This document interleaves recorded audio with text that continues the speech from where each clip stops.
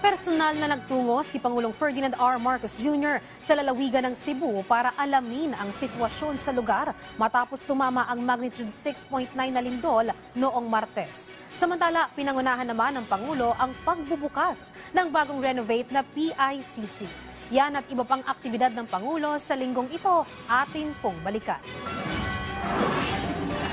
Nagsimula ang linggo ni Pangulong Ferdinand R. Marcos Jr. sa pagpapanumpa ng mga bagong halal na opisyal ng League of Vice Governors of the Philippines o LVGP. Sa mensahe ng Pangulo, binigyang diin niya ang panawagan na tuldukan ng korupsyon, gayon din ang pang-aabuso sa kapangyarihan at pagiging sakim. Hinimok din niya ang mga bise-gobernador na magsilbi sa taong bayan at isantabi ang kulay ng politika. Pinangunahan din niya ang muling pagbubukas ng Philippine International Convention Center o PICC na anyay simbolo ng resilience at pagiging malikhain ng mga Pilipino bilang paghahanda na rin ito sa pagiging host ng Pilipinas sa ASEAN Summit sa susunod na taon. Miyerkules nagtungo ang Pangulo sa Masbate na malubhang napuruhan ng Bagyong Opong.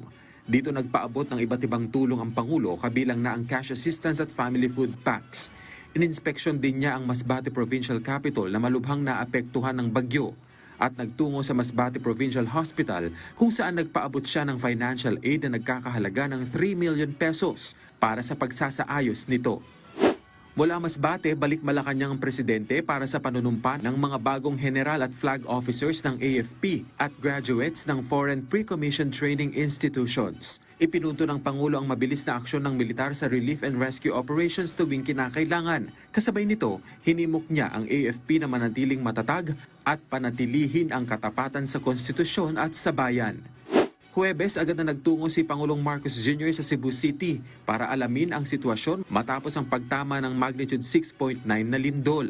Atas ng Pangulo ang mabilis na pagbibigay ng pangangailangan ng mga naapektuhan at ipinag-utos ang paglalaan ng nasa 600 million pesos na halaga ng assistance sa iba't ibang local government unit ng Cebu. Ipinag-utos na rin niya ang pagtatayo ng tent city para may matuluyan ang mga biktima ng lindol. Biyernes, nanguna ang Pangulo sa inaugurasyon ng Farm Fresh Milk Plant sa San Simon, Pampanga. Bunga ito ng pakikipagpulong noon ng Pangulo sa top officials ng Malaysian Dairy Company Farm Fresh Berhad noong 2023 sa Kuala Lumpur.